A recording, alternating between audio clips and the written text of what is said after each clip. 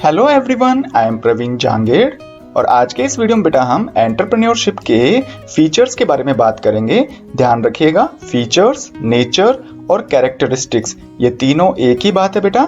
यहाँ पर इन तीनों का मतलब होता है किसी भी टॉपिक के बारे में एक्स्ट्रा नॉलेज देना, मतलब उसकी विशेषताएं बताना। तो विशेषता के अर्थ के लिए हम फीचर, नेचर या कैरेक्टरिस्टिक्स इन शब्दों का इस्तेमाल कर सकते हैं। किसी भी टॉपिक को बेहतर तरीके से समझने के लिए उस टॉपिक की फीचर्स या जो कैरेक्टरिस्टिक्स वगैरह हैं उनको ध्यान से समझना पड़ता है ताकि आपको उस टॉपिक से संबंधित कुछ एक्स्ट्रा जानकारी मिल पाए। तो चलिए बेटा बिना किसी देरी के शुरू करते हैं। यदि हम एंटरप्रेन्योरशिप के फीचर्स की बात करें तो यहाँ पर आपको अपनी स्क्रीन के सामने 14 कैरेक्टरिस्टिक्स देखने को मिल जाएंगे। इसमें फर्स्ट है एबिलिटी टू इनोवेट, सेकंड है इकोनॉमिक एक्टिविटी और इसी तरह से risk bearing capacity, pursuit of opportunity, organization creation, result of high achievement, different types, based on principles, professional activity, result of changes, risk bearing behaviour, important for all business, important for all activity and continuous process। अब आगे की slide में बेटा हम इन सभी features को one by one करके पूरी डिटेल में समझने की कोशिश करेंगे। यदि हम एंटरप्रेन्योरशिप के फर्स्ट फीचर की बात करें तो वो है एबिलिटी टू इनोवेट। अब यहाँ पर इनोवेट का मतलब होता है कोई नई चीज इजाद करना या किसी भी पुरानी चीज को नई तरीके से पेश करना। Entrepreneurship is all about introducing new things for the customers which were not available in the market before। Entrepreneurship का मतलब ये होता है बेटा कि मार्केट में ऐसी चीज को लेकर आना जो कि आज तक पहले मार्केट में नहीं थी। तो इसी चीज को हम क्या बोलते हैं, इनोवेशन करना।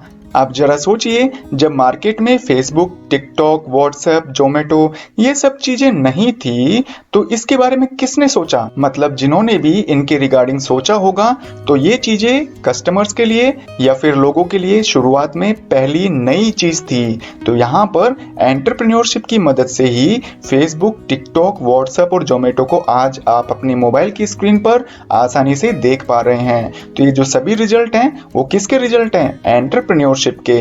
क्योंकि आपको पता है एंटरप्रेन्योरशिप में क्या होता है, नई चीज को मार्केट में लाना। अगर हम एंटरप्रेन्योरशिप के सेकंड फीचर की बात करें तो वो है economic activity. Entrepreneurship work is done to earn money by entrepreneurs through providing something new products and services. तो हम कह सकते हैं कि एंटरप्रेन्योरशिप एक इकोनॉमिक एक्टिविटी है। इकोनॉमिक जहां पर शब्द आ जाता है ना तो इसका मतलब होता है पैसा कमाना।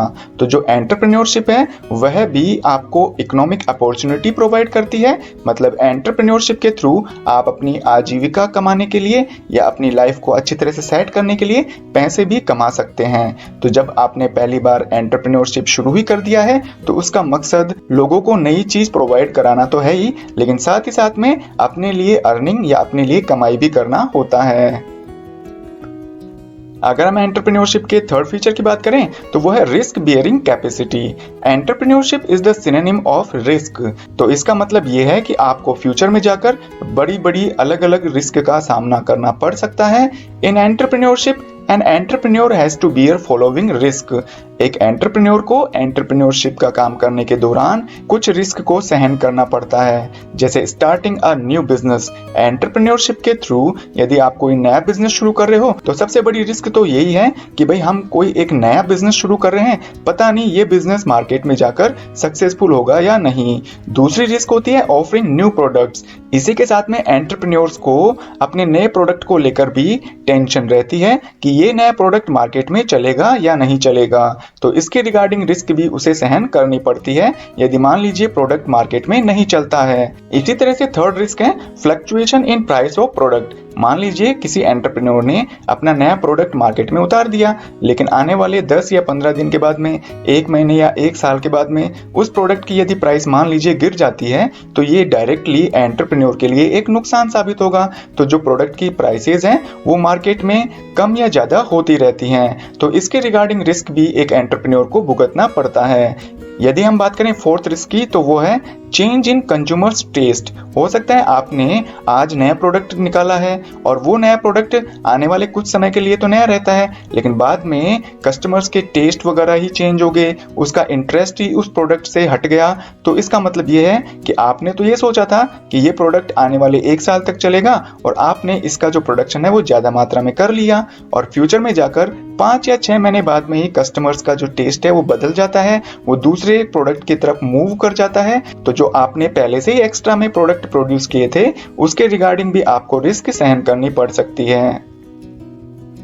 यदि हम फोर्थ फीचर की बात करें तो वो है परसुएट ऑफ अपॉर्चुनिटी। मतलब एंटरप्रेन्योरशिप में जो एक एंटरप्रेन्योर होता है ना, वो हमेशा किसी न किसी अवसर की खोज में लगा रहता है। तो परसुएट का मतलब क्या होता है? सर्च करना या किसी भी चीज की खोज करते रहना। An entrepreneur always searches for the opportunity that no one else has seen और पेड अटेंशन टू। एक एंटरप्रेन्योर एक ऐसा व्यक्ति होता है जो हमेशा एक ऐसे अवसर की खोज में लगा रहता है जिस अपॉर्चुनिटी की तरफ किसी का ध्यान नहीं गया हो या फिर वो अपॉर्चुनिटी अब तक किसी भी व्यक्ति को दिखाई नहीं दी है। यदि हम बात करें फेसबुक की तो यहाँ पर Mark Zuckerberg found an opportunity how to connect people with other people by sitting at home. तो मार्क जकरबर्ग ने सबसे पहले ये सोचा कि हम लोगों को कैसे दूसरे लोगों से जोड़ सकते हैं घर बैठे बैठे। तो अब आपको पता है उसका रिजल्ट क्या है? फेसबुक। तो मार्क जकरबर्ग ने एक ऐसी अपॉर्चुनिटी ढूंढी जिसके थ्रू एक व्यक्ति अपने कमरे में बैठकर किसी दूसरे व्यक्ति से जो कि दुनिया के किसी दूसरे कोने में बैठा हुआ है आसानी से बात कर सकता है, उससे कांटेक्ट एस्टेब्लिश कर सकता है, उसको फोटो या वीडियो भेज सकता है। तो ये जो अपॉर्चुनिटी है वो किसके द्वारा ढूंढी गई थी? मार्क जकरबर्ग के द्वारा। He converted this opportunity into profit, और इस अपॉर्चुनिटी को उसने बाद में जाकर प्रॉफिट में कन्वर्ट कर लिया। मतलब आज वो अपने फेसबुक ऐप के थ्रू काफी लाखों करोड़ रुपए कमा रहा है। इसी तरह से यदि हम फिफ्थ फीचर की बात करें तो वो है बिजनेस क्रिएशन। एंटरप्रेन्योरशिप मोटिवेट्स और encourage people to convert their ability of imagination of new ideas into business. Entrepreneurship आपको इस चीज के लिए मोटिवेट करता है कि भाई अगर आप में मान लीजिए नए नए आइडियाज को लेकर आपके दिमाग में इमेजिनेशंस या कल्पनाएं चलती रहती हैं, यदि आप में इस तरह की योग्यता है कि आपके दिमाग में नए नए आइडियाज आते रहते हैं, तो इन नए आइडियाज को आप बिजनेस में कन्वर्ट कर सकते हो। मतलब इनके थ्रू आप कमाई भी कर सकते हो, और यही चीज आपको एंटरप्रेन्योरशिप सिखाता है। ठीक इसी तरह से यदि हम सिक्स्थ फीचर की बात करें तो वो है रिजल्ट ऑफ हाई अचीवमेंट। मान लीजिए कोई भी व्यक्ति कुछ ज्यादा ही बड़ी उपलब्धि प्राप्त करना चाहता है, उसके मन में हमेशा विचार रहता है कि मैं दुनिया में सबसे ऊपर रहूं। तो ऐसे व्यक्तियों के लिए एंटरप्रेन्योरशिप अपने दरवाजे खोल देता है। मतलब यहाँ पे ये है कि entrepreneurship is the need of high achievers. कोई भी व्यक्ति ज्यादा अचीव करना चाहता है तो उसे बोलते हैं हाई अचीवर, और उसकी जरूरतों को पूरा कौन करता है? एंटरप्रेन्योरशिप। तो मान लीजिए आपने कोई नया आइडिया मार्केट में उतारा और वो आपका आइडिया चल गया, उस प्रोडक्ट को या उस सर्विसेज का यूज ज्यादा से ज्यादा कस्टमर कर रहे हैं, तो इस तरह से आप अपनी जो ज्यादा महत्वाकांक्षाएं हैं, अपने जो ज्यादा विचार आपने बना रखे हैं अपने फ्यूचर के रिगार्डिंग, तो उन सभी विचारों को या उन सभी लक्ष्यों को आप आसानी से अचीव कर सकते हैं। तो यहाँ पर जो हाई थिंकर होते हैं, हाई अचीवर्स लोग जो होते हैं, जो अपने दिमाग में हमेशा कुछ बड़ा करने की सोचते हैं, तो उनके यहाँ पर मैंने कुछ फीचर्स बताए हैं। फर्स्ट है दे कंटिन्यूअसली वर्क हार्ड। ऐसे लोग हमेशा कठिन मेहनत करते रहते हैं। सेकंड है they are always ready to face problems, और ऐसे जो लोग हैं वो हमेशा प्रॉब्लम का सामना करने के लिए, उसको फेस करने के लिए तैयार रहते हैं।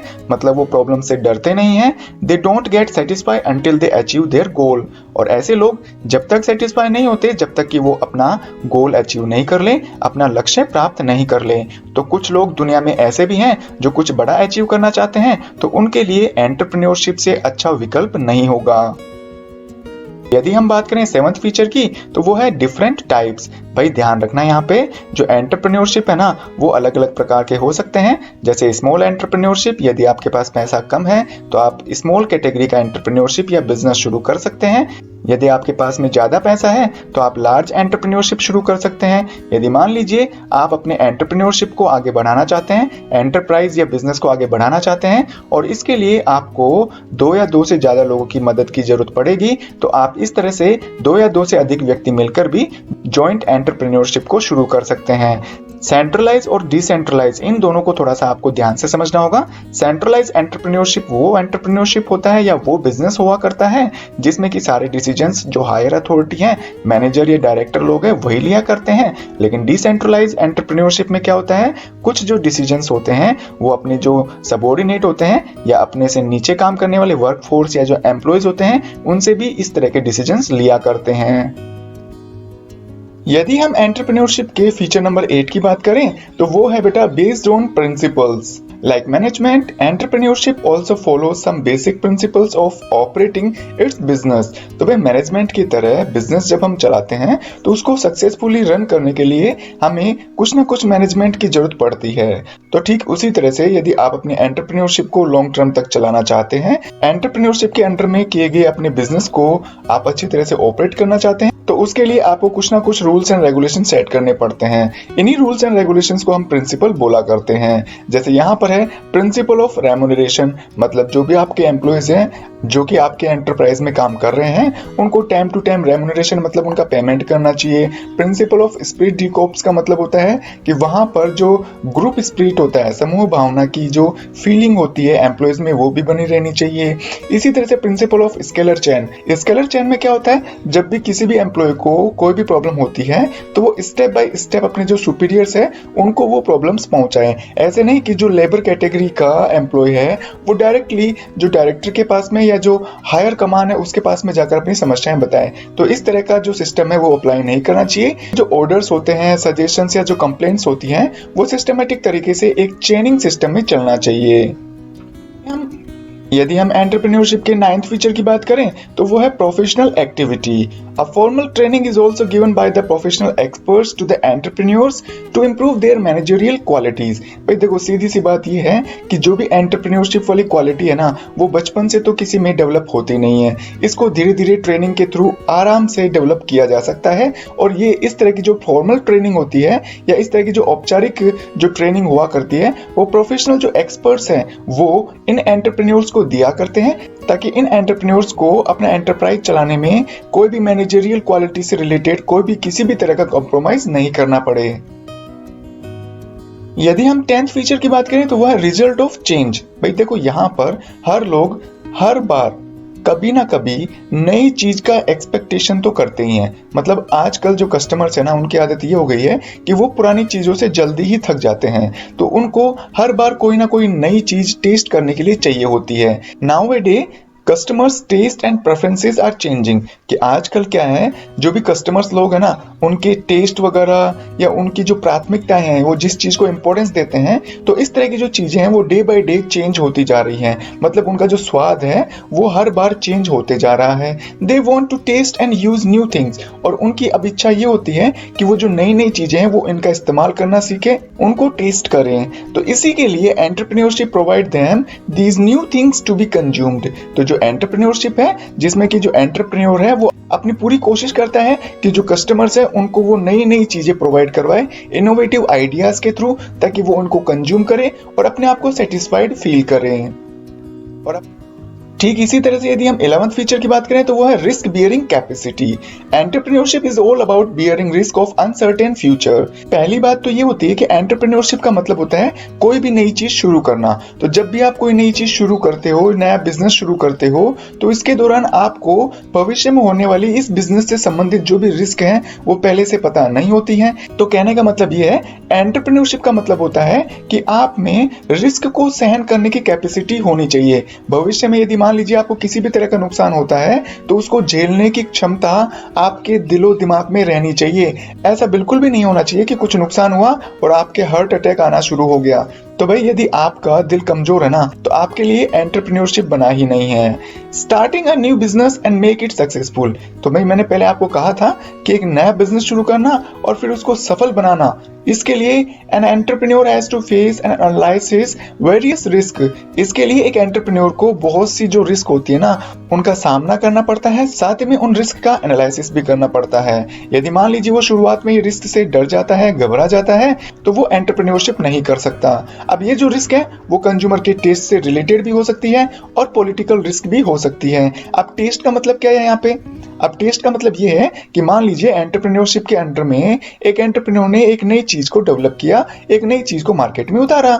अगर कस्टमर को इसका टेस्ट अच्छा लगता है तो बिल्कुल वो उसको खरीदेगा। अब मान लीजिए टेस्ट अच्छा नहीं लगा तो भाई सीधी सी बात है, जितना भी प्रोडक्शन किया था उसका सारा का सारा नुकसान उस एंटरप्रेन्योर को उठाना पड़ेगा। यदि हम बात करें पॉलिटिकल रिस्क की, तो एंटरप्रेन्योर के रिलेशन जो है वो पॉलिटिकल पार्टीज के साथ में अच्छे हैं। राजनेताओं के साथ में उसके जो टर्म्स एंड कंडीशन है वो अच्छी तरह से बैठी हुई है, मतलब उसके जो रिलेशंस हैं पॉलिटिशियंस के साथ में बहुत अच्छे हैं, तो उसका बिजनेस बिना किसी परेशानी के चल सकता है। यदि उसके रिलेशन मान लीजिए खराब हो जाते हैं तो उसका बिजनेस या जो भी उसने अपना एंटरप्राइज एस्टेब्लिश किया है उसको चलाने में उसे दिक्कतों का सामना करना पड़ सकता है। ठीक इसी तरह से यदि हम 12th फीचर की बात करें तो वो है इंपॉर्टेंट फॉर ऑल बिजनेस। मतलब ये है कि एंटरप्रेन्योरशिप की जो क्वालिटी है या जो एंटरप्रेन्योरशिप की जो भावना है ना, वो सभी तरह के बिजनेस के लिए बहुत जरूरी है। चाहे वो स्मॉल बिजनेस हो या फिर लार्ज बिजनेस हो या मैन्युफैक्चरिंग करने वाला बिजनेस हो या ट्रेडिंग का मतलब होता है सेल्स या परचेज करने वाला बिजनेस हो, किसी भी तरह का कोई भी बिजनेस क्यों ना हो, उसमें एंटरप्रेन्योरशिप वाली जो क्वालिटीज है वो होनी ही चाहिए। मतलब चीजों को नई तरीके से पेश करना, इस तरह का जो क्वालिटी है वो हर बिजनेस में बहुत जरूरी होता है। अगर हम बात करें 13 फीचर की तो वो है इंपॉर्टेंट फॉर ऑल एक्टिविटी। मतलब हम लोग जितने भी एक्टिविटी करते हैं या जितने भी काम करते हैं उनको परफॉर्म करने के लिए भी आप में एंटरप्रेन्योरशिप क्वालिटी का होना बहुत जरूरी है। जैसे मान लीजिए आप अपनी लाइफ में गेम्स वगैरह भी खेलते होंगे, एक्सरसाइज वगैरह भी करते होंगे। यदि हम गेम्स की बात करें तो यदि आप नई टेक्निक का इस्तेमाल नहीं करेंगे तो आप उस गेम को नहीं जीत पाएंगे। यदि हम बात करें एक्सरसाइज की तो आपको एक्सरसाइज करने के दौरान भी नए नए तरीकों को इजाद करना होता है ताकि आपके शरीर के जितने भी अंग हैं उनकी अच्छी तरह से एक्सरसाइज हो पाए। इसी तरह से रिलेशन को मेंटेन करना हो या लाइफ को सर्वाइव करना हो तो इन सभी एक्टिविटीज में आपको कुछ ना कुछ नया करना ही होगा और आप अपनी लाइफ को अच्छी तरह से एंजॉय कर पाएंगे।